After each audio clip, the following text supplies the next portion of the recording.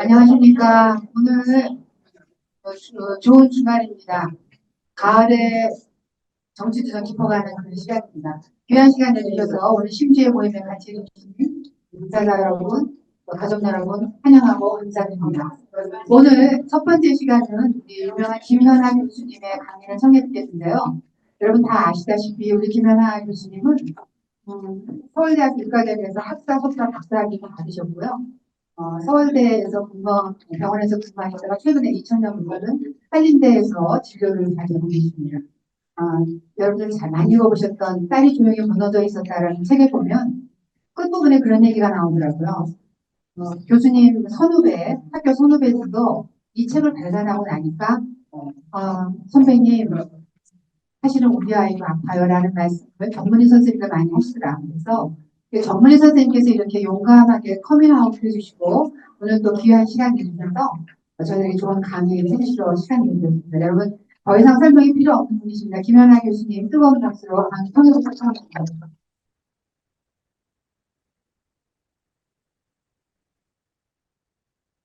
안녕하십니까. 해외는 모임으로 알고 있는데 사자분들도 이제 오신다니까 말만 잘 들리시나요? 말만 무게적으로 들리기도 하고 그래서 이제 강의를 준비를 할 때 조금 항상 그게 좀 애매해요. 그게 괜찮으냐? 당사자가 괜찮으냐? 굉장히 유명하게 때로는 크게 나요. 저는 이제 주로 항상 강의는 가족을 대상으로 하는데 당사자분의 경우에는 받아들이기 어렵다 생각하는 내용도 있을 수 있으니까 지금 경우가 공격하고 나가자고 하는 게 아니거든요. 어떻게 하면은 조금 더 가족이 튼튼해야지 환자분도 잘 구현을 할 수가 있거든요. 그래서 그런 그 얘기를 조심스럽지만 해야 하는 거라서 가족분들 어떻게 하면 환자분들과 잘 살고 공생하고 환자분이 사회생활을 할 수 있게 할 수 있을지 또 답은 없습니다만 고민해보자는 그런 뜻이고요. 제가 항상 이제 강의를 할 때 시를 하나 보여드리는 거 최승자님이라고 굉장히 유명한 시인이에요.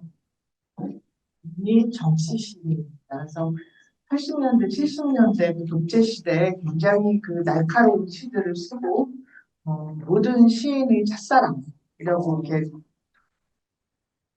불렀습니다. 이렇게 재능 현재 시인인데 이분이 이런 시를 썼어요. 늘 나오면 훨씬 내가 그린 파란 물고기는 하늘 물속에 잠기고 흙밭에서는 이 작은 종아리가 바람에 물고기 살아있다는 건 참 아슬아슬하게 아름다운 일이란다. 이 부분이 저는 참 좋습니다. 인간편에서 차갑고도 따스한 비를 보이는 것. 그리고 신비로운 것들이 내 수정체 속에 때로는 어느 빛에 걸려 많은 빗물을 받으며 미소 짓고 이윽고 어느 날 너는 새로운 일을 달고 세상으로 출근하리라. 정치씨가 아니고 아마도 지인이 아기 딸을 이렇게 낳았는데 딸이 아장아장 걸어다니는 모습을 보면서 지희라는 이름일 것 같은데 이 아이가 20년 후에 커서 이제 어른이 돼서 어떻게 세상으로 나갈지 이거를 상상하면서 이 시를 쓴 것 같아요. 근데 이제 최승자 시인이 90년대 조현병이 발병을 했습니다. 조현병이 발병을 해서 굉장히 어려운 시기를 겪었고 이렇게 우리나라를 대표하는 이런 시인인데도 우리나라 그렇습니다. 한강이 노벨문학상 타서 이제 좀 바뀌길 바라는데 우리나라 대표하는 시인인데도 자기 저작으로 생계를 유지할 수가 없어요. 이게 우리나라의 현실, 문화 현실입니다. 이분이 이렇게 됐는데 병에 걸렸는데 막 한청 듣고 하는 게 남이 아는 게 너무 싫은 거예요. 자존심도 굉장히 강하고 그 사람과의 거리를 다 끊고 혼자서 치과를 했습니다. 그리고 돈이 없으니까 이제 밥도 제대로 못 먹고 술만 먹고 그리고 집도 이제 집에서 나와서 뚝방에서 생활을 하고 거의 돌아가시기 일보 직전에 삼촌이 이분을 발견했어요. 어디 있는지 찾아서 발견을 해서 경주에 있는 병원으로 환자를 입원을 시킵니다. 그래서 이제 이분이 살았어요. 살고 17년이 지나서 다시 신을 냈습니다. 그러니까 어, 인간의 능력이라는 게 얼마나 대단한지 조현병이라서 더 이런 시가 나온 건가 하는 생각도 하면서도 참 인간의 능력은 대단하다는 생각을 하게 되죠. 정신질환에 대해서 가진 5가지 오해를 항상 이제 이야기를 하는데 1번이 잘못 키웠다. 2번이 정신질환자 정상인을 완전히 다르다. 정신질환 증상은 정신적인 것만 있다. 4번 정신질환자는 모두 위험하다.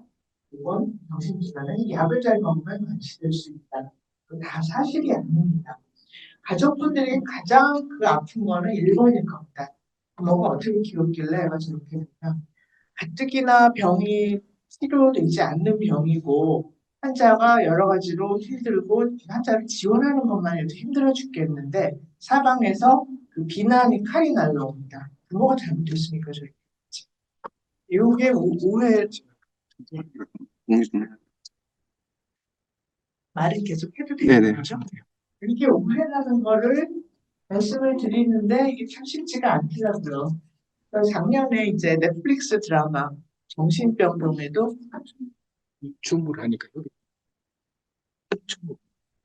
이렇게 여기서 해야 네, 여기서 네, 영상이 또 있어야 하는군요. 예. 그래서 이 작년에 이제 넷플릭스 드라마 정신병동에도 아침이 와요라는 드라마가 이제 작년에 제가 책을 내고 한 달쯤 있다가 이 드라마가 나왔어요. 그래서 굉장히 그때 이제 화제를 불러일으켰는데 실제로 이 정신건강의학과 병동에 근무하는 간호사들은 이 드라마 굉장히 비판을 많이 했습니다. 이게 현실하고 너무 다르다. 근데 저는 어느 쪽이냐면 현실하고 드라마 같을 수는 없죠. 어느 쪽이냐면 그래도 부족하지만 이런 이야기를 할 수 있었던 것만 해도 다행이라는 생각을 하는데 요거가 일화가 이렇습니다. 이제 이제 정신질환에 대해서 그 중증 질환에 하는 병 2가지가 이제 조현병하고 양극성장애라고 그리고 시작을 해야겠고 거의 양극성장애. 이게 요 일화 드라마도 양극성장애입니다. 그래서 요즘 간호가 와가지고 병동에서 옷을 벗어 던지고 뭐 이상 행동을 하고 그럽니다. 그런데 이제 이렇게 입원하면 가족 면담이라는 걸 하잖아요. 근데 이 엄마가 나와요. 엄마가 이 딸이 어릴 때부터 뭐 먹는 거, 입는 거, 학교에서 공부하는 거 이런 건 모두 하나 헬리콥터처럼 따라다니면서 모두 컨트롤을 했습니다. 그래서 마치 엄마가 애를 이렇게 잡아 닦아 세웠기 때문에 발병했다 이렇게 몰아가는데 여기서 이 딸이 몇 살인지 아십니까? 42세. 42세 먹은 딸이 부모가 잘못 키워서 발병했다고 이렇게 몰아가는 거는 그렇게 정확한 접근법은 아니죠. 이제 병뿐만이 아니고 굉장히 많은 질환들이 이제 연구자들이 이 병이 생기잖아요. 이제 많은 연구를 하는데 어떤 병이 유전 성향, 환경적인 요인이 있는지를 다 그 연구를 하는 방법들이 있습니다. 그런데 이 양극성 장애, 조현병 이런 정신질환들은 어떤 다른 신체 질환보다도 유전 성향이 높은 병이에요. 그래서 부모가 잘못했죠. 유전자를 물려줬으니까, 애를 낳았으니까 그게 잘못이고, 거기다 이제 환경이 물론 안 좋으면 병은 더 나빠지겠죠. 어떤 병이든지 유전자가 100% 이런 병은 없습니다. 유전적인 요인과 환경적인 요인이 같이 합쳐져서 병이 생긴다고 하는 건데, 이 정신질환, 양극성장애 같은 경우는 유전 성향이 50%가 넘는다고 보기도 해요. 그래서 옛날에 어른들이 그 집에 정신질환 환자가 있으면 혼인하면 안 돼. 이게 다 봐서 그런 겁니다. 가족 영향이 분명히 있다는 걸 알고 있기 때문이에요. 음, 아주 결정적인 그런 여러 그 가족들 이야기가 있는데 해밍웨이 그 문호 해밍웨이 집안 이야기입니다. 그래서 해밍웨이가 노벨상도 타고 필리트상 상이라는 다 타고 아주 지금 뭐 60 정도의 나이에 뭐 세계 최고의 문호가 됐는데 권총 자살했죠. 권총 자살을 사냥총 자살을 했습니다. 근데 그때 당시에 해밍웨이가 자살했을 때 그 자살에 대한 그런 낙인이 너무 컸기 때문에 자살이라고 보도를 못했어요. 그냥 사고라고 보도를 했는데 나중에 자살로 알려지게 됐지만 해밍웨이 일가의 7명이 자살을 합니다. 그리고 해밍웨이 자신도 굉장히 그 병원에 여러 번 입원하고 여러 가지 다양한 치료를 하면서도 결국은 굉장히 고생을 했던 걸로 알려져 있고요. 오른쪽에 이분은 해밍웨이 손녀딸인데 마고 해밍웨이라고 해서 이분이 용모도 출중하고 게다가 해밍웨이요 이름이 프리미엄이 어마어마하죠. 그러니까 이분이 이제 연예계에 데뷔를 해서 굉장히 갑자기 이제 유명해지고 그랬는데 이분도 약을 먹고 자살을 해요. 그래서 이 마고 해밍웨이 동생 여동생이 있었는데 언니까지 자살하고 자기 집안에 자살자가 7이 있고 그리고 다들 정신적인 그런 그 문제를 가지고 있었다는 거를 그야말로 오픈을 하면서 이야기를 해보자. 자살할 수 있다. 자살자의 가족이 문제 가족이고 저주받은 가족이고 이런 생각하지 말고 이거는 분명히 신체 질환하고 다를 바가 없는 병의 문제다 이런 얘기를 하자고 오픈을 했습니다. 10년이 안 될 거예요. 그 얘기를 한 지가. 처럼 정신질환에는 분명히 유전적인 성향이 있어요.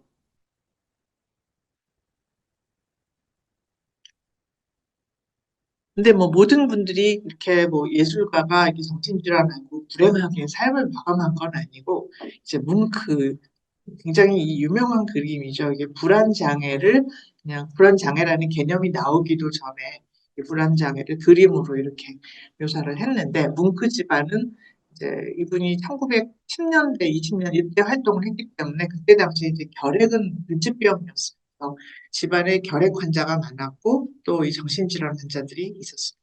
그래서 나는 이 두 가지 불치병을 가진 저주받은 집안 에서 있기 때문에 나도 곧 죽을 거라고 항상 생각을 하면서도 작품 활동하고 치료도 했지만 작품 활동하고 그러면서 점점 이제 많은 인정을 받게 되고 그러면서 이분은 굉장히 그때 당시로는 천수죠. 거의 80 가까이까지 이제 살면서 많은 작품을 남겼는데 이 오른쪽 그림이 자기 누이가 결핵을 앓고도 이제 죽기 전에 침상에 누워 있는 것을 이제 간호를 하면서 다른 가족이 슬퍼하는 모습을 그린 그림이에요. 그래서 어, 이 여러 예술가들의 경우를 제가 예를 들어놨는데 그만큼 이게 가족 성향이 있는 병이다 하는 얘기를 강조를 하고 싶고요. 이게 이제 우리 뇌입니다. 뇌인데 뇌라는 게 뇌세포가 다른 세포하고 이렇게 소통을 하면서 기능을 해요. 그래서 이거를 어느 어느 뇌세포에서 어디까지 쭉 발을 뻗어서 여기다 신호를 주면은 이렇게 한다는 거를 대략적으로 지도를 그린 거예요. 그래서 이렇게 간단하게 그린 건데도 굉장히 복잡하죠. 그래서 이렇게 복잡한 기계가 오작동 안 하면 좀 이상하지 않겠습니까? 누구나 오작동을 해요. 정신질환이 있다는 건, 진단을 받았다는 거는 그 오작동 정도가 너무 심해져서 사회생활을 하거나 할 때 문제 행동이 나타나면은 이제 진단을 받게 되는 거고, 그 뇌가 항상 뭐 완벽하게 정상적으로 기능하는 사람 아무도 없을 겁니다. 우리가 이제 항상 강조를 하는 게 뇌세포의 뇌가 기능을 잘 한다 하면 뇌세포가 뭐 수백억 개가 있고 각각 그 연결을 하면 경우의 수가 무한정인데 이게 그냥 다 막 활성을 해서 막 바삭바삭하고 막 이렇게 세포가 잘 뇌를 많이 쓰고 막 이렇게 생각하시잖아요. 그게 아니고 뇌가 기능을 잘 하려면 잘 눌러놔야 합니다. 그러니까 막 올라오는 걸 눌러줘야지 돼요. 그래야지 뇌가 정리가 되는 거죠.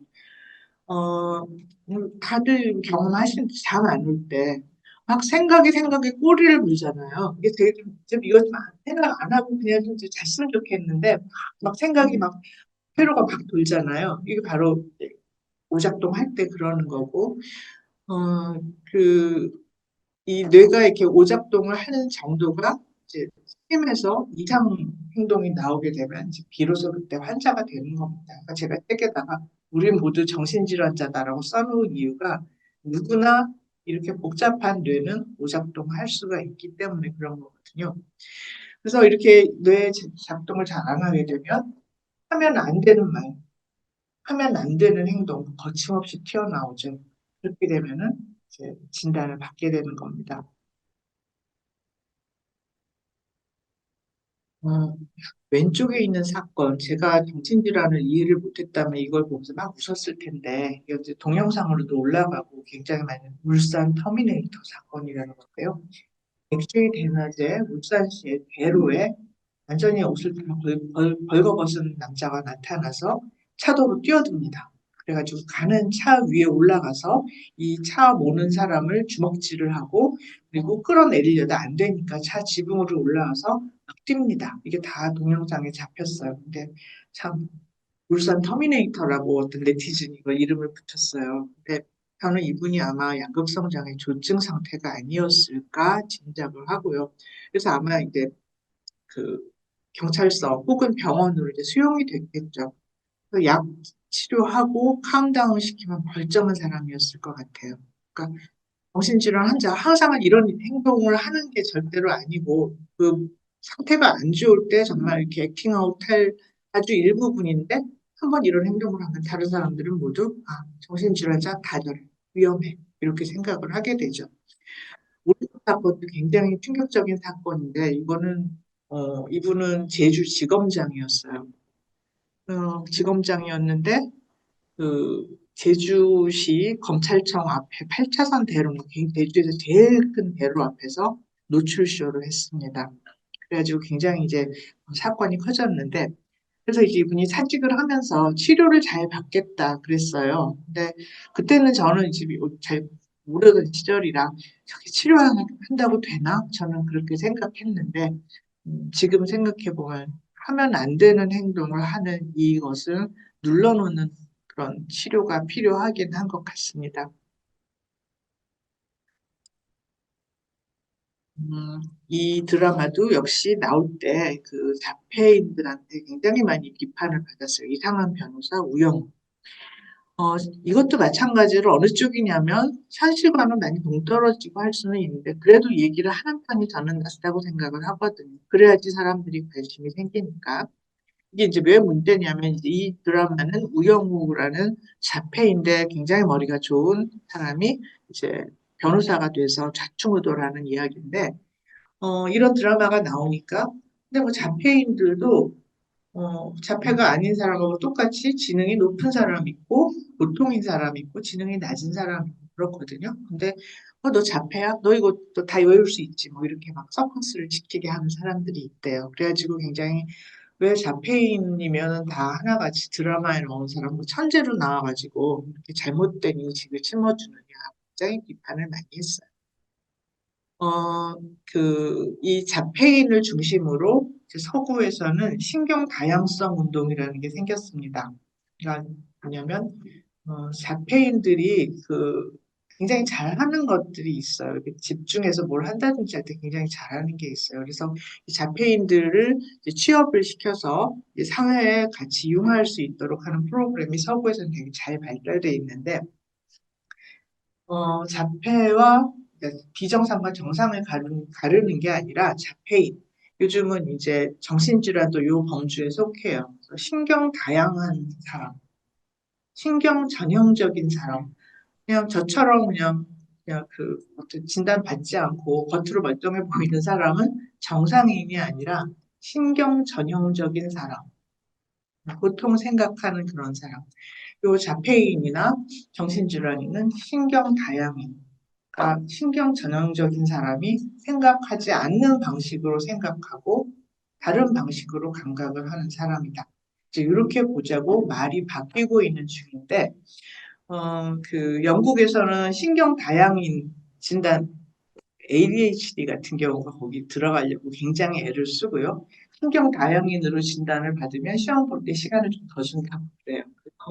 엄마들이 막 일부러 진단 받으려고 한다고 하는데 하여간 세상이 바뀔 때, 역사가 바뀔 때는 신경 다양인의 그 업적에 우리가 많이 빚을 지고 있어요. 이 오른쪽에 있는 분이 영국의 카벤디시라고 하는 물리학자인데, 이분은 이제 귀족 집안이고 어마어마한 부자예요. 그래서 자폐가 굉장히 심해도 생활을 하고 자기 그 하는 데는 아무 문제가 없어요. 하인들이 다 이제 뒷바라지를 해주는데, 하인의 고용 조건이 그렇습니다. 나하고 얼굴이나 눈 마주치지 말 것.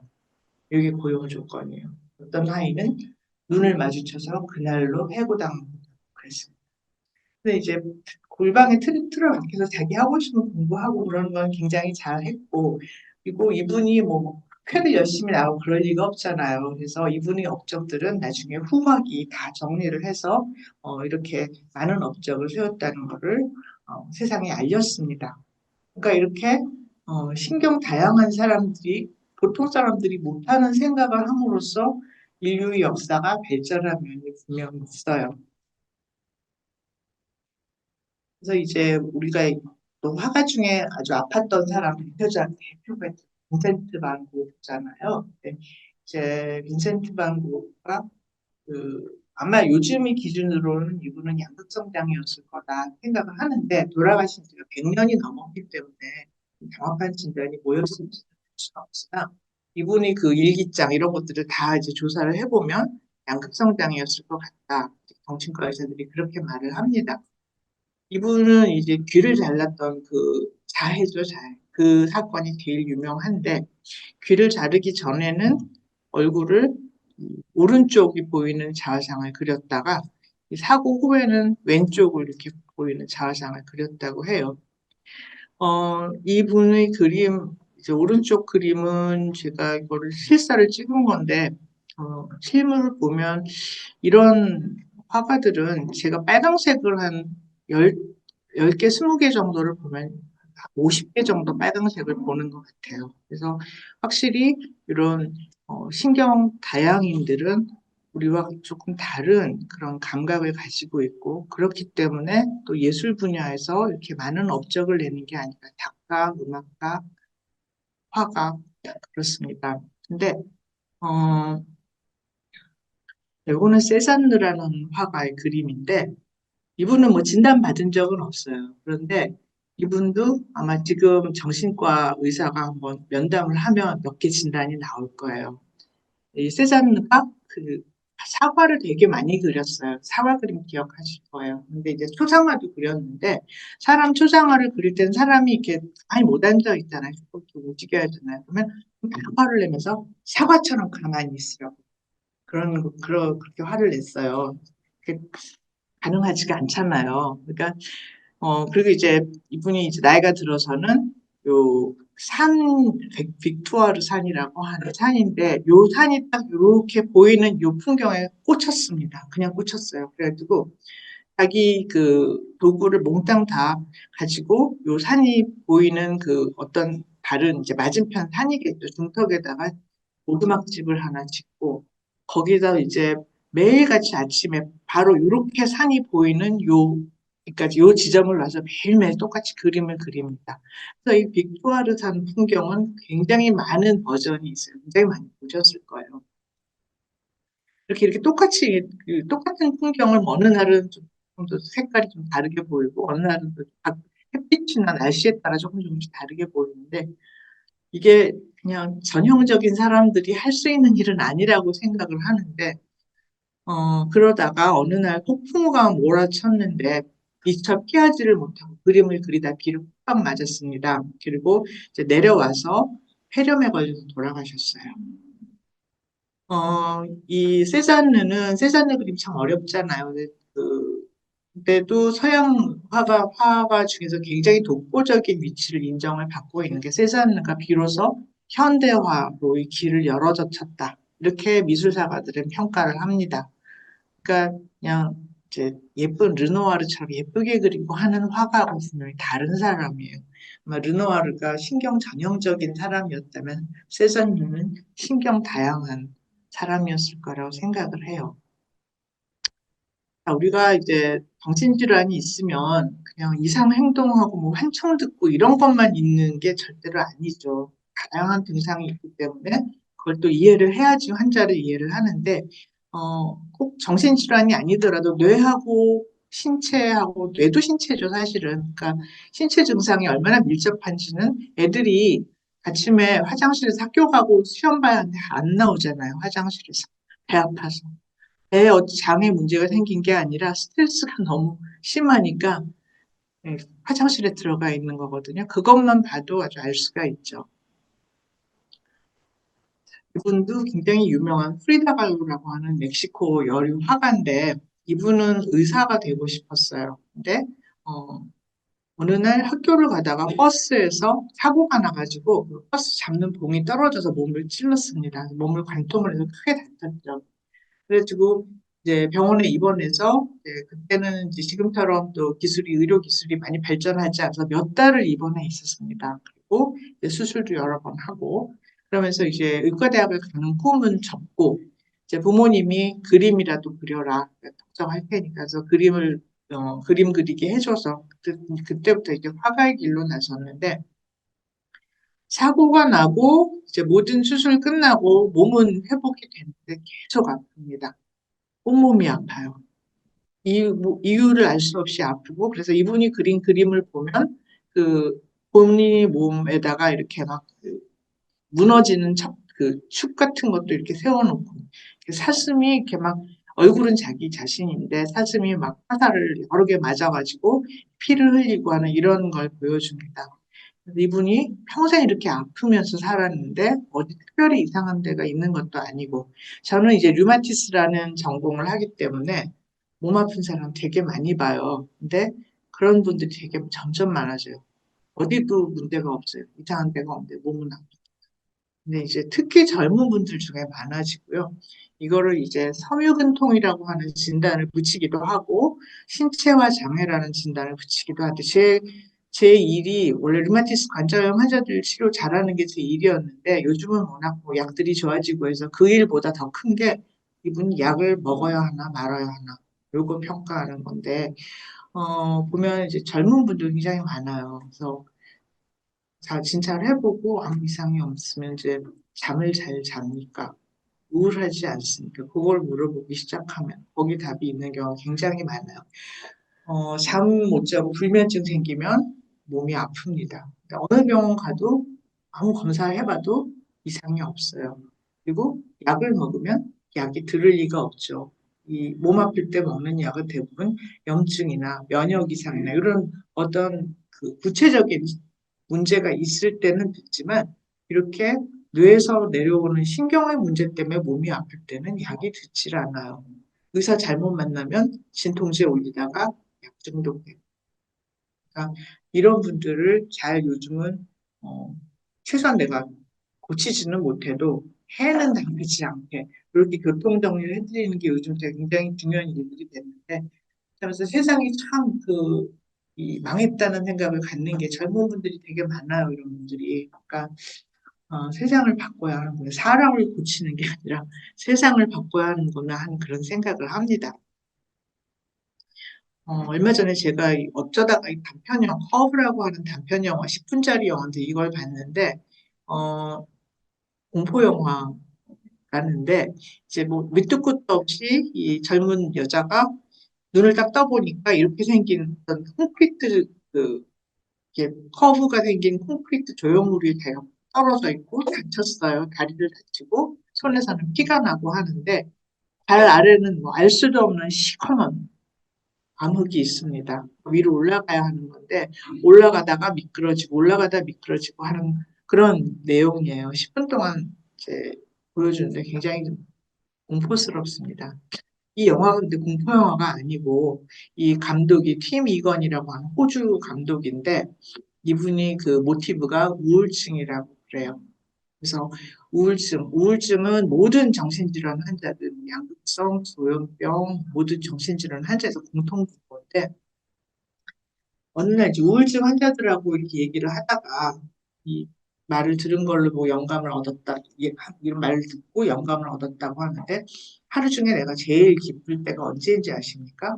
눈 뜨고 3초 동안 제일 그때는 내가 우울하다는 걸 잊어버릴 수 있기 때문에 기쁘고 그 이후부터는 그냥 밑으로 굴러떨어지지 않기 위해서 악을 쓰면서 그냥 사는 겁니다. 이렇게 얘기를 해요. 그래서 이 그냥 누구나 또 우울할 수는 있는데 이 환자들이 우울이라는 게 정말 이렇게 시면을 알 수 없는 암흑처럼 이렇게 고통스러운 거라는 걸 우리가 이해를 해야 하고 그러니까 이제 우울 증상이 너무 심하면 손가락 하나도 까딱을 못해요. 손가락 하나도. 방을 치울 수가 없죠. 때는 저는 이제 그 환자를 보고 귀를 잘 먼저 이렇게 들여다봐요. 진료 시간이 길지 않으니까 이렇게 그제 나름대로 터득을 하는데 귀 안을 들여다봤을 때 귀를 잘 안 닦았으면 얘는 우울증이 굉장히 심하다는 걸 알 수가 있어요. 그래서 자기 몸 씻을 수도 없고 방 정리도 못합니다. 근데 이걸 잘 이해를 못하면 왜 이렇게 게으르냐 하고서 싸움이 일어나게 되죠. 그러면 이제 안 나오고 방 밖에 아예 안 나오게 되죠. 그래서 지금 조금 힘들 때는 그냥 그러고 있고 지나갈 거다 이렇게 자꾸 유도를 해주는 게 그래야지 가족이 나를 그래도 이해를 하는구나 그런 생각을 가질 겁니다. 이제 석고에서는 이 매드 프라이드 데이를 매해 하고 우리나라도 몇 년 전부터 하는데 우리 보고 미쳤다고 하지 말고 이걸 우리 정체성이라고 이렇게 해줘라. 우리는 이게 어, 병동에 묶여가지고 침대에 묶여서 큰 주사를 맞고 있는 이런 사람들이 아니다. 이제 이런 환자들 이분들이 주장이 이제 목소리를 얻고 있고요. 어, 어느 양극성 장애 환자가 본인이 교증이 올라올 상태를 이렇게 글로 기술을 했어요. 지평선으로 가득 찬 눈, 그리고 암석들 틈으로 떠오르는 일출의 윤곽. 이거 잘 이렇게 보면 굉장히 그 사실적이고 생생한 묘사인데, 이분이 주장하는 거는 나는 이거를 내 감각으로 좀 이해해 줬으면 좋겠어. 인간을 나보고 조증이다, 망상이다, 약으로 때려 부숴야 한다. 이렇게 좀 안 했으면 좋겠어. 이 말을 합니다. 이 환자들의 목소리를 미쳤다는 것은 정체성이 될 수 있는가? 라는 제목으로 작년에 이제 미국 정신과 의사가 책을 낸 적이 있죠. 우리나라에서도 이제 매드 프라이드 데이 해가지고 이제 점점 환자 당사자들도 목소리를 내고 우리들에 대해서 어떤 선입견 이런 폭력적인 그런 그 행동을 하지 말고 우리를 우리 그대로 이해를 해달라 이렇게 목소리를 냅니다. 그런데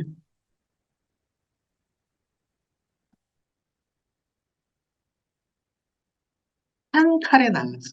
한 칼에. 우리가 그래서 정신질환 당사자들을 이해해야 한다. 그 사람들이 다 위험한 사람이 아니다. 이 사람들에 대해서 같이 공생해야 하고 우리 사회에서 같이 받아들여야 한다. 이 얘기를 하다가 이런 사건이 일어나면 없었던 일도 한 칼에 날아가요. 저는 이제 요 서현역 사건을 잘 보고 이제 관심이 있어서 어떻게 이렇게 됐을까 잘 봤는데 이렇게 되면 이분도 어, 분당에 사는 분이고 적어도 뭐 중유층, 중상층 정도 다 배운 부모고 뭐 이렇게 어려운 집은 아니었을 것 같아요. 근데 형도 공부를 되게 잘해서 명문대를 들어갔는데 동생이 고등학교 때 발병을 합니다. 근데 이제 조현성 인격 장애라고 진단을 했다고 그러는데 그 미성년자들은 정신건강의학과 선생님들이 어떤 이제 진단이 딱 붙이질 않는 경우가 많아요. 이렇게 오픈으로 남겨두는 경우가 많아요. 근데 이제 그렇게 되니까 공부를 하는 것도 좀 어려웠을 거고, 학교에 진학을 하는 것도 아마 어려웠을 것 같고, 가족들과 갈등이 없을 수가 없겠죠. 이런 가족들은 뭐 정형적으로 생각하는 그런 틀이 있잖아요. 그러니까 이제 나와서 따로 살면서, 그래도 뭐 가끔 이제 가족들하고 만나서 집에 가서 같이 식사도 하고 할 때 부모들은 전혀 이상이 있는 줄을 몰랐다고 합니다. 사건이 나고 부모들에 대해서 굉장히 많은 사회 비판을 가했죠. 어떻게 모를 수가 있고, 니들 차를 몰고 나가는데 어떻게 모를 수가 있냐. 근데 이렇게 아픈 친구들은 자기가 아픈 걸 감추는데 굉장히 능합니다. 약도 잘 먹는지 확인할 길이 없었을 것 같고요. 그러다가 어느 날 갑자기 이렇게 사건을 저지르고 이런 문제가 되죠. 그래서 참 이런 건 어려운 것 같아요. 이게 바로 현타가 오는 순간이라고 하는데 이 아주 그냥 극렬한 예가 바로 미국에서 컬럼바인 총기 난사 사건 99년에 있었던 일인데 그 두 고등학생이 학교에 졸업식 며칠 전에 통을 들고 가서 이 자기 선생님도 쏘고 친구들도 쏘고 13명이 죽고 하는 이 컬럼바인 총기 난사 사건이 있었죠. 그래서 이제 왼쪽에 있는 애가 에릭이 딜런이고 오른쪽에 애가 에릭인데 두 아이는 학교에서 그 친구들 쏜 다음에 자살했어요. 그래서 이제 참 이 가족들한테는 정말 말로 할 수 없는 어마어마한 비극인데 또 불구하고 이 둘이 자살했다는 것보다 13명이 타살을 당했다는 게 훨씬 더 크게 이제 올라오고 부모들은 온갖 그 비난과 소송을 당합니다. 이 친구들은 아직 미성년자였기 때문에 부모에게 책임이 있다 이렇게 생각을 하죠. 근데 이제 여러 해가 흘러서 왼쪽에 있는 딜란의 어머니가 책을 썼습니다. 그때 무슨 일이 있었나. 변명하려는 책이 아니에요. 그냥 무슨 일이 있었나만 쭉 기록을 하는데 알 수 없었겠다 하는 생각밖에는 안 들어요. 그러니까 이제 치료사가 너는 이제 좋아졌으니까 안 와도 된다 이렇게 얘기를 했고 그리고 이 아이가 진짜 이런 생각을 하는지는 전혀 드러나지는 않고 그리고 뭐 보통 때처럼 부모들하고 이야기하고 식사 같이 하고 심지어는 대학에 진학하기 위해서 그 진학할 대학까지 같이 차 타고 여행도 가고 사건이 일어나기 얼마 전에 있었던 일이에요. 이 사건에 이제 영감을 얻어서 케빈에 대하여라는 영화가 나왔는데 이것도 이제 그 이 엄마가 굉장히 자유분방한 사람이에요. 여행 그를 업으로 삼고 있는 사람인데 덜컥 이제 애가 생겨가지고 자충우돌을 하는데 애가 자라면서 엄마 힘들게 하는 일만 골라서 합니다. 그런데 이제 어느 날 결국 사고를 내는데 학교에서 문을 걸어 잠그고 활을 쏴가지고 친구들을 이제 가거나 죽게 만듭니다. 그리고 이제 들어가고 이 엄마는 이제 온갖 그 비난을 다 받는데 저는 저희 애하고 이 영화를 나란히 봤어요. 그래서 나는 너무 무섭다고 그러는데 저희 애는 이걸 보더니 잘 보면 이 아들이 엄마한테 얼마나 그 인정받고 싶고 엄마의 관심을 받고 싶어서 하는 게 보이지 않냐고. 근데 그거를 엄마가 캐치를 못했다고 막 이제 엄마가 나쁘다고 비난을 하는데 저는 잘 모르겠더라고요. 그래서 그 엄마는 잘 모르겠는데 엄마는 우리 네가 이렇게 어, 엄마 힘들지 않게 하고 자라준 것만 해도 참 다행이라 생각하는데 그렇게 생각하면서 저는 한 촉수가 10개 정도 되는 인간인 것 같은데 우리 딸은 한 촉수가 50개 정도 되는 것 같아요. 근데 엄마가 촉수가 10개밖에 안 돼서 답답한 점이 많겠지만 또 촉수가 10개라서 네가 득을 보는 점도 많아. 엄마도 똑같이 촉수를 못 이겼으면 얼마나 힘들었겠니 하면서 서로 이해의 공통 분모를 찾아가기는 합니다. 이제 제가 책을 내고서 가끔 이제 모니터를 하면 재밌는 서평이 올라올 때가 있어요. 제가 이제 우리 애가 진단받고 우리 애 담당 교수한테 들은 말이 이 병이 있으면 부모하고 99% 원수 된다 그러더라고요. 그래서 야, 이게 무슨 소리야 정말 애 병 걸려서 그거 돌봐주는 것도 힘들어 죽겠는데 부모하고 원수가 되면 어떡해 그런데 있더라고요. 저희는 모르겠어요. 저희 애는 속마음이 어떨지는 모르겠죠. 아직까지는 그 부모로서 그 같이 부모 자식 관계 겉으로 볼 때는 다 누가 봐도 문제가 없을 부모 자식 관계를 유지를 해줘서 다행이고 감사한데 저희가 입원을 하면서 이제 봤던 다른 병동 친구들이나 이런 얘기를 들어보면 이게 진짜 농담이 아니더라고요. 그거는 제가 네, 저는 사실 유튜브 좋아하지 않아요. 저는 대면 강의를 좋아하고 유튜브는 그냥 팩 팔으려고 뭘 겪다가 나가는 건데 어떤 사람이 유튜브에다가 대고 댓글을 이렇게 써놨어요. 잘 보세요. 이거 아마 환자일 거고 제가 거기서 이제 제가 봤던 어떤 환자가 엄마를 쌍시옷으로 부릅니다. 엄마를 엄마라고 부른 적이 없고 쌍시옷 들어가는 말로 불러요, 무조건. 아빠는 너라고 부릅니다. 그런 사람이 있어요. 근데 그 얘기를 했더니 부모를 증오하니까 쌍시옷으로 부르는 게 당연하다고 댓글을 써놓은. 그리고 이제 요렇게 그 책에 대한 것도 그러고 이렇게 아주 그 여기에 대해서 굉장히 그 날카롭게 반응을 하는 사람들의 특징이 부모가 잘못해서 생기는 병이 아니라는 말에 대해서 못 참더라고요. 이게 유전 성향이 굉장히 강하다는 말을 하는 거를 못 참는 거예요. 지가 잘못해서 해놓고는 변명하네. 이런 반응이 되게 많아요. 근데 왜 그럴까 생각을 해봤어요. 부모님들 얼마나 힘드십니까? 저는 이제 내가 아픈 거는 누군가가 잘못한 사람이 있어야 하는데, 그게 부모인 거예요.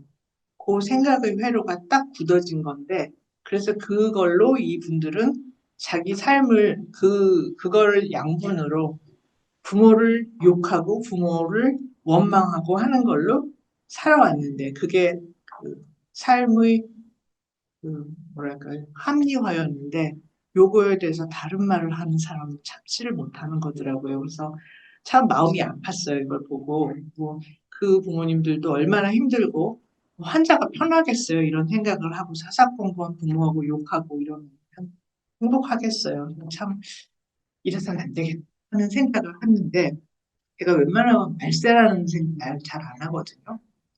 근데 이제 이걸 보고 말세라는 생각을 했어요. 이 사람 인도 사람인데 부모를 소송합니다. 왜 나 낳았어? 세상에 이게 거지 같은데 왜 나 고생하게 낳았어? 누가 나 태어나고 싶다 그랬어? 부모를 소송합니다. 물론 뭐 잘 안 되죠. 근데 이제 바로 이어서 이 사람 미국 여자인데 페이스북에 나는 조금 더 이제 여기서 더 논리가 더 나아가서 순전히 부모가 나를 낳은 거는 자기들 그냥 멋대로 낳은 거 아니야. 자기들이 재미보다 낳은 거 아니야. 근데 나는 너무 살기 힘들고, 그리고 뭐 세상이 거지 같고, 그러니까 부모는 나를 원치도 않았는데 내가 이 고생을 하도록 낳았기 때문에 매달 나한테 5천 불씩 생활비 내. 뭐 극한 직업인데, 그래서 이제 이걸 보고 막 정신건강의학과 선생님들도 막 다 큰일 났다. 이제 우리나라에 저런 거 들어오면 어떡하냐. 근데 다행히 이분은 페이크예요. 이 아까 그분한테 영감을 얻어서 이게 정말 말이 되지 않는다는 거를 말하고 싶어서 이제 이 동영상을 만들어서 이제 가짜예요. 이거는 다행히. 그런데 이제 하여간에 그 참 부모가 극한 직업이기는 한 것 같아요. 근데 음, 저는 이제 이 얘기를 합니다. 두 번째 화살 맞지 말아라. 이거는 한자가 아니라 모든 사람이 다 인생에서 꼭 생각을 해야 하는 그런 교훈인데 불경에 나오는 말이죠. 우리가 살다 보면 화살을 맞게 돼 있어요. 뭐 모든 인생의 불행을 피해갈 수는 없습니다. 산다는 거는 불행한 일이가 많은 거죠. 근데 화살이 날라와서 이렇게 맞았는데 빨리 이걸 뽑아야 하는데 그때부터 이제 누가 이걸 쐈나? 어? 이 쏜 놈 내가 어떻게 더 복수를 해줄까? 내가 어떻게 다시 쏘면은 저놈이 나만큼 이렇게 괴로울까? 이걸 생각하면 이제 두 번째 화살이 날라. 그러니까 첫 번째 화살을 빨리 뽑아야 하는데 두 번째 화살이 날라. 이 두 번째 화살을 맞지 말라는 게 이제 이 불경에 나오는 말씀인데 저는 굉장히 이게 인생의 교훈이라고 생각을 해요. 그런데 이게 정신건강의학과 용어로 투사라고 하는 그런 용어가 있습니다. 프로젝션이라고 하는데 쉽게 말하면 남탓하는 겁니다. 남탓은 당연히 해야죠. 해야지 내 정신건강에 굉장히 좋습니다. 그래서 저도 남탓 되게 많이 머릿속으로만 해요. 굉장히 정교하게 어떤 일이 잘못됐을 때 이게 왜 잘못됐을까? 내 잘못은 요거 조그맣게 일부러면 안 되고 이게 잘못은 머릿속으로 하면 딱 맞는 다음에 다 무너뜨립니다. 됐어. 됐어. 일하는 일이야. 그런데 요거를 극복을 못 합니다. 특히 환자들은 이 프로젝션, 투사라는 기전이 굉장히 잘 발달이 돼요. 그렇기 때문에 그것 때문에 자기가 아픈 것도 모든 것 다 부모 탓을 하게 되고 정신과 의사들이 그거를 조장하는 사람도 있습니다.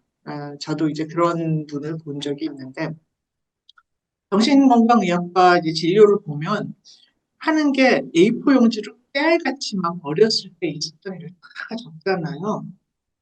그거 적다 보면은 무사할 부모가 어디 있어요. 애한테 공부 못했다고 한번 지청구 한번 안 줄 부모가 없습니까?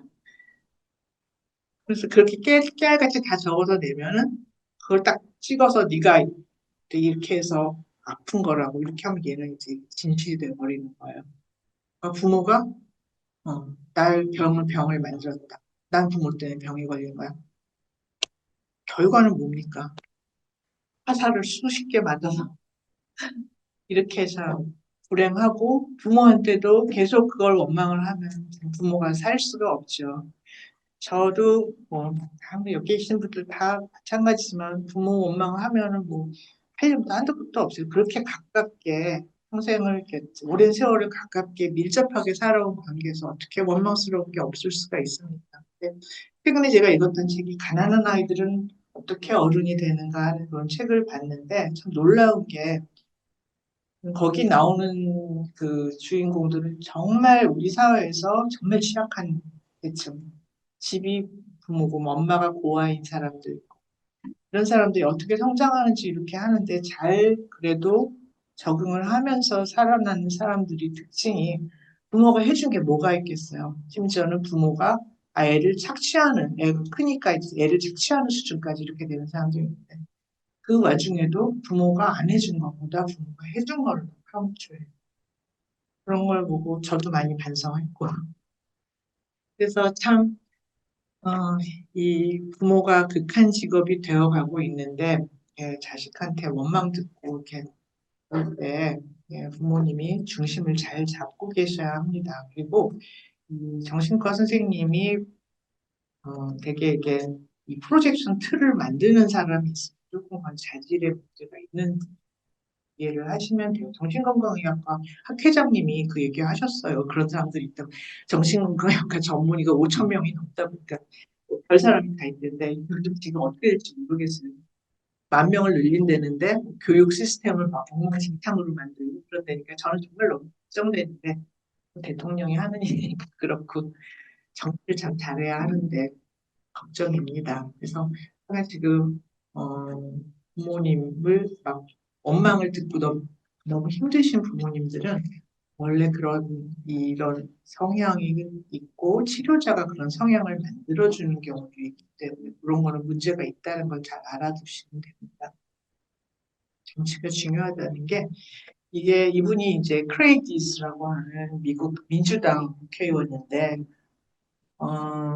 뭐 하원에서 10년, 상원에서 20년, 그냥 30년을 의원을 했던 사람이에요. 다섯 의원 중에 다섯 이런 분인데 이분이 아들이 양극성장애였는데 2013년에 아들이 굉장히 상태가 안 좋아졌어요. 안 좋아져가지고 병원에 데려갔는데 애를 입원을 시킬 병상이 없습니다. 그러니까 이제 6시간 딱 보호를 하고 6시간 안에 병상을 못 찾으면 병상 찾을 때까지 집으로 데리고 와야 해요. 데리고 왔는데 그날 아들이 아버지를 상원의원 아버지를 칼로 열몇 번을 찔렀습니다. 얼굴 긋고 그리고 자기는 권총 자살했어요. 그래서 이 아버지가 뭐 죽을 뻔했죠. 죽을 뻔했는데 얼굴 꼬매고 이제 수술 받고 그리고 이 흉이 있는 얼굴로 다시 상원에 나타납니다. 그래서 정신건강 환자들이 우리나라에서 너무나 치료를 잘못 받고 있다. 운동을 합니다. 평생 이 운동을 했어요. 근데 이 사건을 저는 우리 애가 아프기 전에 저는 이 사건 얘기도 들었었는데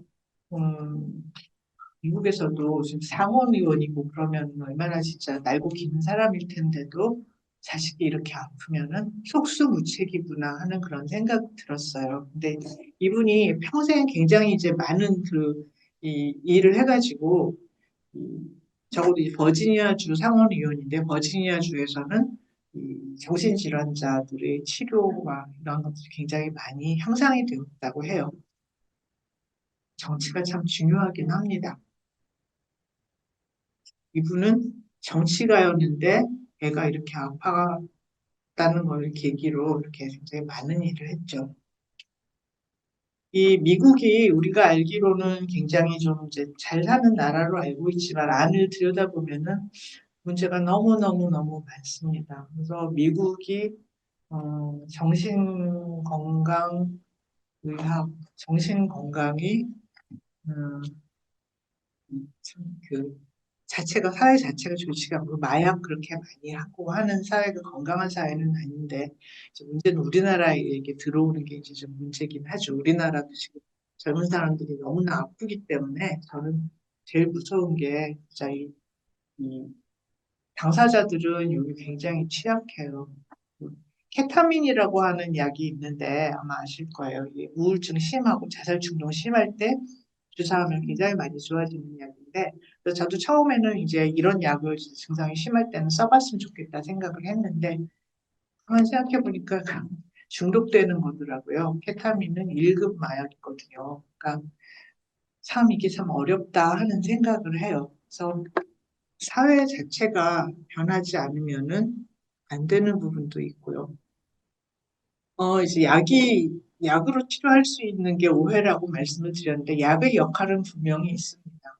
100년도 안 됐는데, 우리나라에 사건이 있었어요. 진짜 어느 엄마가 이제 조현병이었을까요? 이제 이게 성년이 된 아들을, 지금은 이제 그렇게는 못하겠지만, 집에다가 거의 사설 감옥 같은 걸 만들어 놓고, 옛날에 그런 거 많았어요. 사설 감옥 같은 걸 만들어 놓고, 거기다가 애를 감금을 해놨어요. 감금을 하고 상태가 좋을 땐 나와서 같이 밥도 먹고 그런데 상태가 안 좋으면 감금을 해놓고 그렇게 했습니다. 근데 그때 클로르프로마진이라고 하는 약이 개발이 되고 우리나라에 들어오면서 비로소 이 아들을 그 사설 감옥 밖으로 예, 풀어주고 같이 밥도 이제 항상 한끼 세끼 먹을 수 있고 이렇게 됐어요. 그래서 분명히 약의 효능이 없다고 할 수는 없지만 절대로 완전하지는 않습니다. 지금도 저희에도 맞는 약을 찾는데 굉장히 많은 세월이 걸렸고 제가 이제 관절염 환자들 치료하는 약을 기준으로 보면 정말 이게 말도 안 되는 약들 너무 많아요. 이 관절염 환자들 치료하는 약은 저는 뭐 이런 기준과 뭐 부작용과 이거 다 해서 하고 효과는 이만큼이고 부작용은 이만큼이고 다 해서 처방을 하는데 정신건강의학과 약은 효과가 잘 진짜 모르겠는 약들이 너무 많고요. 선생님들 따라서도 약을 효과가 없으면 약이 자꾸 늘어나는 선생님이 있고 효과가 없으면 약을 과감하게 쳐내는 선생님이 있고 어느 쪽이냐면 약을 쳐내는 선생님이 조금 더 결과가 좋다고 봐요. 이 약들을 아마 드셔보신 일은 없는데 안 아픈 사람이 먹으면은 막 하루 종일 잘 그런 약들이거든요. 이런 걸 몇 알씩 이렇게 처방을 하는데 저도 이게 참 약 때문에 많이 고생을 했고, 그 자체의 부작용들도 있고 하기 때문에 이 약은, 근데 또 가이드라인도 없어요. 그래서, 이런 환자는 이렇게 처방하고 1차 약이 뭐고 2차 약이 뭐고 이게 가이드라인이 다른 병들에 비해서 굉장히 좀 약해요. 그래서 약 찾는데도 고생 많이 하실 거고, 또 기껏 약을 처방하면 안 먹는 문제, 이런 것 때문에도 고생 굉장히 많이 하실 것 같아요. 이거는 진짜 저도 답을 딱 드리지는 못하고 저희는 이제 병이 안 좋아질 때가 딱 그래가지고 그것 때문에 이제 많이 고생을 했는데 본인이 결국은 약이 조금이라도 효과가 있다고 생각해야 먹는 거거든요. 다 큰 성인인데 그거를 뭐 억지로 강제로 약을 먹일 수도 없는 거고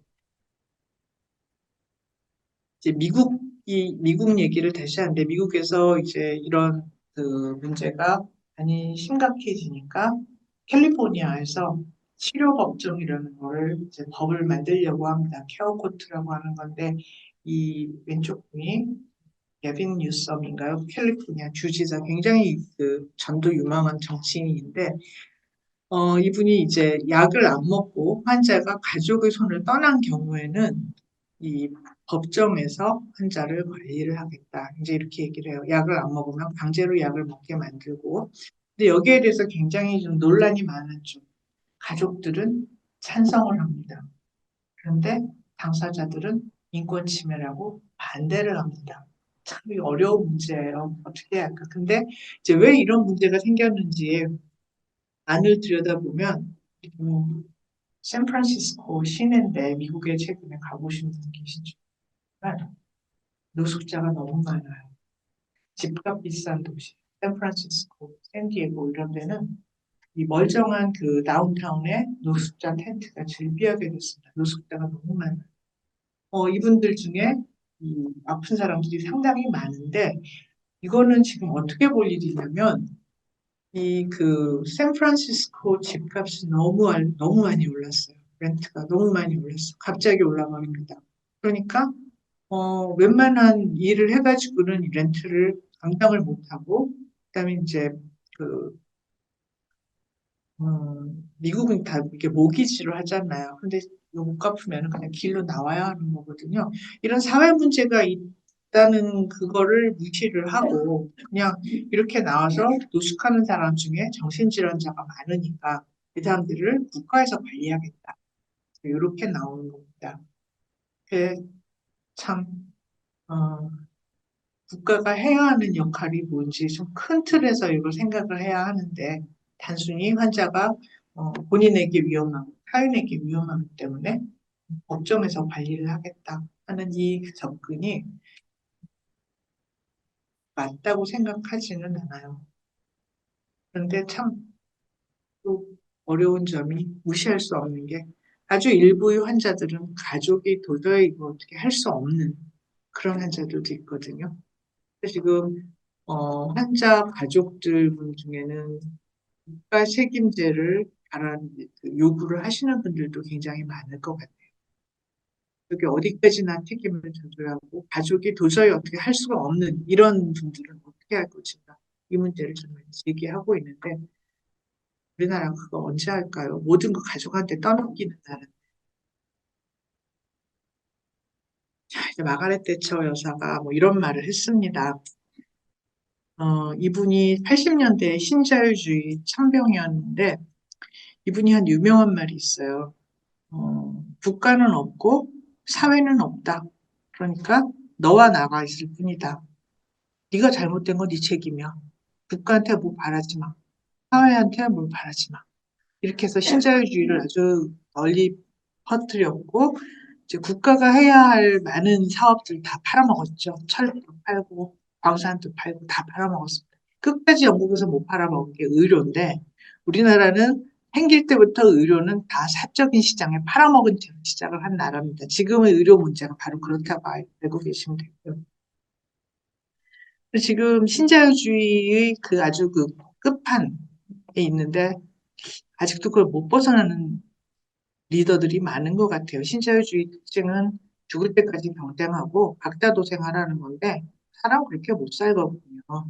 그래서 서구에서는 2008년에 그 오큐파이 월스트리트 월가를 점령하라 운동이 있을 때 신자유주의는 끝났습니다.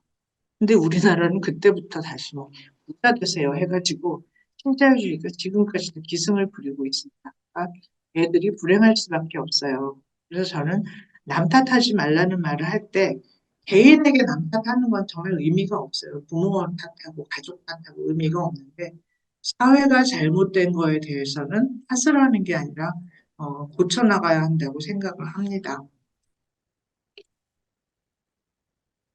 이 송파구 산모녀 사건 기억나시죠? 근데 이 사건도 잘 들여다보면 저는 정신건강 문제가 있었을 거라고 생각을 해요. 딸 둘하고 어머니가 생활고 때문에 자살을 한 사건인데 딸이 나이가 30대, 큰 딸은 30대, 둘째 딸은 10대 후반 그랬거든요. 근데 이 집에서 돈을 버는 건 엄마밖에 없습니다. 이상하지 않으세요? 그러니까 뭔가 그런 문제가 있었을 것 같아요. 그래서, 이제 정신질환을 앓는 많은 분들이 우리나라에서 이게 직업 생활하기 굉장히 어렵고 온전히 이제 가족이 다 이걸 서포트를 해줘야 하는 이런 상황이 되는데 최소한이라도 장애 인정이라도 잘 해주면 좋겠는데 이게 굉장히 좀 안 되고 있죠. 저는 이제 저희 딸을 장애 인정을 좀 받으려고 했는데 안 됐는데 왜 안 되나 물어봤더니 뭐 이유가 없어요. 처음에는 뭐 진단이 안 맞는다고 그러더니 그다음에는 중증도가 안 맞는다고 그러더니 내년에 한 번 더 할까 했는데 올해는 좀 조금 입원을 안 해서 내년에는 못 할 것 같은데 그것도 되게 웃기는 게 저희 애는 병원을 잘 다니니까 장애가 아니래요. 그러니까 그 판정하는 의사가 병원을 잘 다니고 있으면 병원 잘 다니니까 이게 뭐 장애야 그런데요. 그 애를 병원 다니게 하려고 제가 얼마나 그 고생을 많이 하는지는 모르죠. 저는 카카오 택시를 부릅니다. 얘 병원 가는데 안 갈까봐. 우리나라 참 이렇고 이 젊은 사람들이 이 인정을 받고 이 그 경제적으로 조금이나마 자기 몫을 하게 되면 가족과의 갈등도 조금 적어질 거고 할 텐데 참 요원한 것 같아요. 마지막 시를 하나 제가 보여드리면서 마치겠습니다. 이 시가 한강시예요. 제가 항상 이거 보여드리는데 한강에 노벨상 타서 너무 기뻤습니다. 광분해서 그냥 밤에 잠도 안 오더라고요. 소설만 잘 쓰는 게 아니라 시를 참 잘 써요. 시라는 시인데 어느 날 운명이 찾아와 나에게 말을 붙이고 내가 내 운명이란다. 그동안 내가 마음에 들었니? 라고 묻는다면 나는 조용히 그를 끌어안고 오래 있을 거야. 눈물을 흘리게 될지 마음이 한없이 고요해져 이제는 아무것도 더 필요하지 않다고 느끼게 될지는 잘 모르겠어. 앞부분이 그 뒤에 이제 쭉 나옵니다. 저희 애한테 이 시를 읽어주고 시 너무 좋지 않냐 그랬더니 운명이 날 찾아온 나는 불시야 되기를 때리겠다고 얘기를 속상하겠죠. 하고 싶은 일도 많았는데 그리고 꿈도 많았고 능력도 많았는데 제가 아파가지고 해도 못하게 돼서 속상할 텐데 기다려라. 작년보다는 좀 낫지 않니?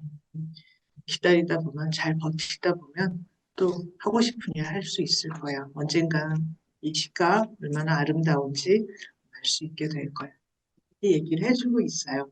그래서 저희 딸은 이제 8년째 딱 치고 이제 9년 차로 접어드는데 아주 거북이처럼 조금씩 좋아집니다. 저는 뭘 기준으로 하냐면 입원을 몇 번 했느냐 올해 그걸로 기준을 삼는데 다행히 올해는 상반기에 한 번 입원을 하고 아직까지는 괜찮습니다. 그래서 내년에는 조금 더 진전이 있을 거야 하면서 지금 하루하루 또 잘 버티고 있습니다. 제가 준비한 내용 여기까지입니다. 감사합니다.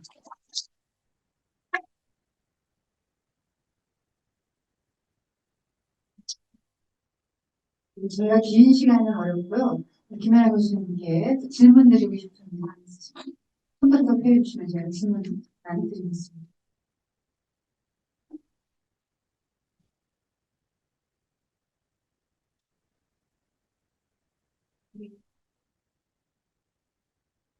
저희 아들이 올해 5월달에 재발을 20년 전에 발병을 했는데 조현병입니다. 근데 지금 다시 재발을 한 5월 때 다시 재발한 상태인데 지금 며칠 전에 의사 선생님 입원을 한 지금 상태고요. 의사 선생님을 만나봤더니 그 불병 환자 중에 환청 중에 가족에 대한 부정적인 환청이 당사자들이 제일 힘들어한다. 그런 얘기를 하시더라고요. 그래서 그때 저는 내가 저를 위해서 어떻게 마음을 편하게 해주고 마음을 당사자 마음을 읽어주려고 공부도 많이 하고 막 강의도 많이 쫓아다니고 이러면서 마음을 바꾸고 그 입장으로 많이 생각을 했는데 마음 한구석이 섭섭하기도 하고 그랬는데 교수님 지금 말씀에 투사라는 단어를 쓰셨는데 우리 정상인들도 그 투사를 하면서 나를 좀 꼭 편안하게 하고 나를 변명하고 싶을 때는 투사를 라는 단어를 쓰는데 우리 봉사자들이 이 투사를 얼마나 많이 그런 쪽으로 생각하고 괴롭고 힘들까 이런 생각을 하면서 아들을 좀 더 이해할 수 있는 이번에 기회가 된 것 같아서 제가 더 많이 생각을 하게 되고 공부를 하게 되고 어떻게 해야 되나 고민이 많이 됩니다. 그래서 부모뿐만 아니라 누나들과 둘이 있는데 이제 누나 둘까지도 부정적으로 원망하고 보지 않겠다. 그렇게 해서 마음이 힘이 상하고 아프기도 했는데 그런 점에 대해서 좀 도움이 될 만한 말씀을 조금 더 해주셨으면 좋겠습니다. 그러니까 저희 애가 이제 양극성장애 8년 차인데 사실 8년 아무것도 아니잖아요. 우리 가족들은 저보다 훨씬 더 긴 세월 동안 환자를 봐왔고 그래서 저보다 더 많이 아실 것 같아서 제가 뭐가 좋다 이거 말하는 게 되게 좀 부담스럽고요. 그렇긴 하고 그냥 제 경험을 그냥 얘기한다 하는 건데 그 아주 이렇게 나올 때는 그냥 말문을 딱 닫는 게 낫습니다. 이게 뭐 얘기를 위로를 해주는 것 자체도 안 될 때가 있어요. 그러니까 차라리 침묵이 제일 나을 수가 있고요. 저희 애 같은 경우는 그래도 참 그런 속으로 어땠는지 모르지만 저희 애는 이제 좀 코드가 있어요. 제일 싫어하는 게 있는데 보고 찾아가지고 안 건드리려고 되게 조심을 했는데 뭐 위로가 되실지 모르겠지만 제가 아는 중에 제일 부모 원망하고 투사 많이 한 사람은 환자가 아닙니다. 환자가 아니에요. 저희 가족 중에 있어요. 그런 사람이 평생 부모 원망하고 부모 욕하고 부모가 교육 기투가 다 시키고 그랬는데 환자 아니에요. 이거는 뭐 이제 병 때문에 그럴 수도 있지만 저는 그 친구가 이렇게 하는 걸 보고 엄마가 너무 많이 받아주는 것도 저게 좋지는 않다 하는 게 보여요. 그래서 잘 모르시겠으면 차라리 침묵을 해서 가라앉을 때까지는 조금 보고 여기 안 보고 싶지 않다 그러면 안 보는 거죠 당분간. 그러다 보면 또 지나가집니다.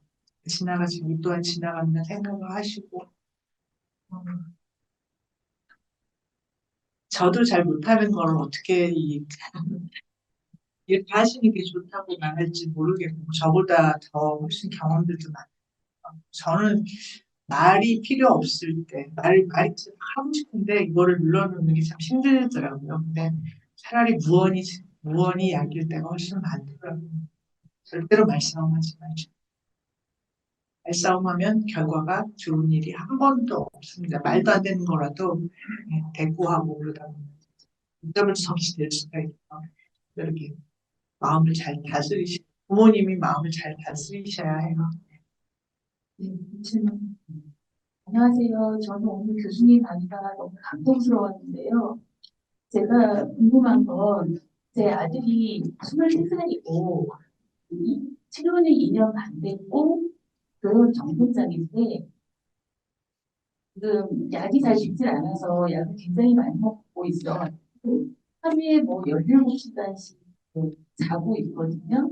근데 한참 본인이 생각할 때는 자기가 공부도 해야 되고 이것저것 해야 될 것이 많은데 치료를 위해서 약을 먹고 잠을 많이 자니까 자기가 하고 싶은 거를 그나마 할 수가 없는 상태잖아요.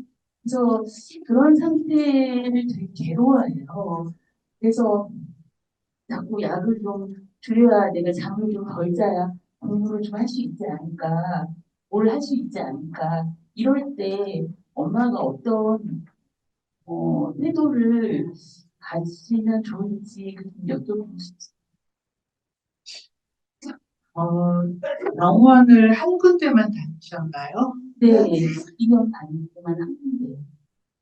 하루에 17시간을 자면, 그래서 저희 남편이 이제 신경외과 의사인데, 저희 남편은 간질 수술을 했었습니다.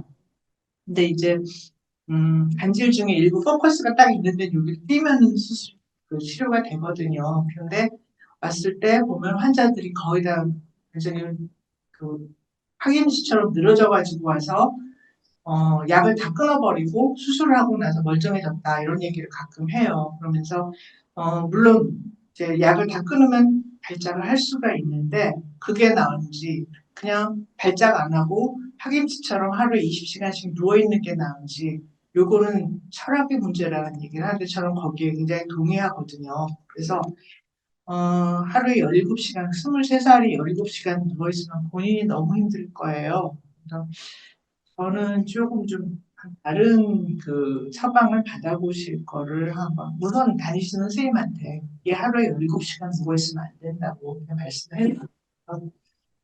그러면 다른 처방을 받아보시기를 물론 이제 정신건강의학과가 아직 미성숙 학문이기는 해요. 그래서 저도 되게 힘들었던 게 다른 선생님한테 얘기하면 그 병 맞아? 그럴 때가 있어요. 그리고 약도 처방이 다 달라요. 그렇기 때문에 뭐 이제 한 군데서 1년 반 이상 다녔고, 이제 하면 약을 조금 조절해 볼 거를 적극적으로 얘기해 보시고, 17시간을 자면은 본인이 얼마나 힘들겠어요. 그리고 또 하나는 내가 뭘 이렇게 해야 하는데, 누워있다 생각하지 않아야 하는데, 저희 애도 그게 있었어요. 그러니까 저희 부모 둘이 다 달라 빠져가지고 맨날 왔다 갔다 돌아다니는데 자기는 막 이러고 있으니까 너무 그게 스트레스잖아요. 그래서 그걸로 해서 애가 더 불안해지는 거예요. 그렇지 말아라. 너는 네 인생이고 너는 운이 없어서 좀 아픈데 이거 지나가면 또 너 엄마보다 잘할 거야. 그리고 뭘 못한다는 거, 아픈데 뭘 못한다는 거 그 자체에 대해서 그게 스트레스가 되지 않게 잘 좀 회로를 만들어 주셔야 해요. 많은 분들이 질문하시는데 먼저 서로 네. 생각을 해주세요. 한 가지만 저는 여쭤보고 싶습니다. 따님이 그렇게 아프셨을 때, 엄마로서 교수님은 어떤 마음으로 힘든 시간을 이겨내셨는지, 예를 들면, 뭐 나는 힘들게 노래를 부르고 기도를 해. 아니면 그런 어떤 그 따님을 대하는 힘들어 하시는 어머니로서의 그 마음은 어떠셨나요? 어떤 마음으로 이겨내셨나요? 궁금합니다. 별 수는 없고요. 이 책을 썼던 게 저는 글 쓰는 거를 힐링으로 삼는 사람입니다. 그러니까 그 기록을 가지고 있었어요. 공부하고 기록하고. 저는 그런 방식으로밖에는 대응을 못하고 이걸 우선 이해를 해야 한다. 병을 이해해야 하니까 그리고 정리를 해야 한다. 그렇게 저는 사실 이 책을 쓴 거는 제 자신이 대처를 하고 좀 더 잘 이해하기 위해서 정리한다는 목적이 더 컸었고요. 음, 그, 저는 굉장히 좀 냉랭한 사람입니다. 냉랭한 사람이라 정말 상태가 나쁠 때는 놓아야 하나 막 이런 생각했어요. 거기다가 이게 아예 위험하지 않게 가다 놓아야 하나. 근데 참 냉랭하죠. 아니, 그런 데서 가서 갇히는 것보다는 위험이 있더라도 나와 있는 게 나아. 그게 설령 최악의 경우가 되더라도 어떻게 보면 묻어도 할 수 없다. 너는 네 삶을 살아야 한다. 독하죠 아주 이렇게 생각을 했습니다. 그리고 정말 하루하루가 너무 불안할 때도 있었거든요. 그런데 지나가지더라고요 그게. 근데 저처럼 이렇게 대응할 수 있는 분들이 아마 많지는 않을 것 같아요. 그 방법들이 다양할 텐데 기도를 하시는 분들도 있을 것 같은데 환자가 아플 때 거기 부모가 여기 이렇게 되면 어떡하지 어떡하지 너무 걱정하는 것도 아주 그렇게 좋은 거는 아닌 것 같아요. 마음을 조금 비우셔야 할 수도 있어요. 굉장히 받아들일 수 없는 그런 생각이더라도 어쩔 수 없는 건 어쩔 수 없다. 분명하게 받아들이실 수밖에 없을 수도 있고 그게 차라리 부모가 덜 흔들립니다. 같이 흔들리게 돼요. 얼마나 불안해요. 얘가 연락이 안 되면 얘 또 어디 가서 쓰러져 있는 거 아니면 되게 불안하잖아요. 네, 괜찮을 거야. 그리고 아직까지는 최악의 그 경우는 안 당해봐서 진짜 위험한 적도 있었지만 최악의 경우는 안 당하고 그 어려운 일들을 이게 낫는 게 약을 먹어서 낫는 게 아니라 제가 또 봤던 어떤 환자 아버지 인터뷰인데 미국 환자인데 미국에서 총기 그 때를 열심히 액션 하시는 분인데 아들이 죽었어요. 총기 자살로. 22살 때. 이분이 뭐라 그러냐면 얘가 이 병을 타고 넘어서 성장해서 이 병을 타고 넘을 그 시간을 총이 뺏어갔다고 얘기를 한 거예요. 그러니까 병이 있는데 어려운 증상들이 있고 막 한데 약 먹는 것도 약 먹는 거지만 본인이 이 어려운 증상이 있을 때 이걸 어떻게 감당해야 한다. 이거를 배워나가야 하는 시간. 요거를 이 위험한 물건이 옆에 있어서 이걸 뺏어가 버린 거다. 이렇게 얘기해서 굉장히 공감하거든요. 그러니까 저희 애도 약을 먹어서 좋아졌다기보다 어떤 증상이 있을 때 여기 지나가는 거다 하고 마음을 다잡고 좀 덜 불안해하고 하면서 이거 넘기는 방법을 계속 배우는 거고 아이고 참 좀 슬프죠. 저희 애가 굉장히 어릴 때는 진짜 조숙하고 똑똑하고 그랬는데 10년 나이가 뒤로 이렇게 된 그런 게 있는데 그것도 운명인데 어떻게 하겠습니까? 다시 처음부터 사는 방법을 다시 배워나가는 건데 그거는 가족이 여기서 지탱을 해줄 수밖에 지금 저한테 개인적으로 질문해야 표시하신 분이 너무 많으신데 시간을 한 분만 더 받겠습니다. 줌으로도 질문이 올라오는데요. 제가 시간상 다 질문에 응대를 못해서 죄송합니다.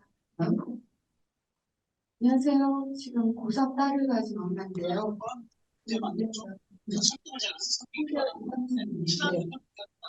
검사를 하니까 점수가 60으로 나왔어요.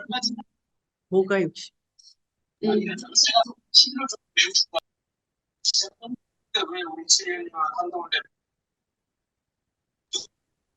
접수권에서 파이팅하는 걸 찾지만 사전에 이렇게 괜히 앞으로도 없을까봐 우리가 왜 언니가 지금 감정이 올라오셔서 말씀드리는데 그래서 강의 등급을 받는 게 좋은 건지 애를 기다려주고 받는 게 좋은 건지 알고 싶어서. 아니 근데 지적장애가 지능 지수가 60으로 나왔다는 말씀은 그 전에는 안 그랬는데 요번에 그렇게 됐다는 말씀이실까요? 예, 병원에 입원하면 지능 지수 떨어집니다. 그러니까 특히 약 먹고 그러면 지능 지수 많이 떨어져요. 기다려 보세요. 예, 그리고 원래는 그냥 학교 생활 다 하던 친구였잖아요. 그러니까 저는 궁금한 게 이게 요번에 그런 건지 옛날부터 그랬던 건지.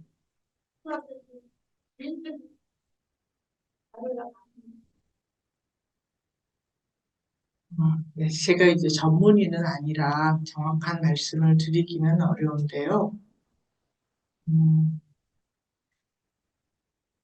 그거는 그 담당하시는 선생님이 어떤 진단을 안 하는데 고등학생이면 이게 정확하게 무슨 병이다 이렇게 얘기는 않으셨을 것 같아요. 참.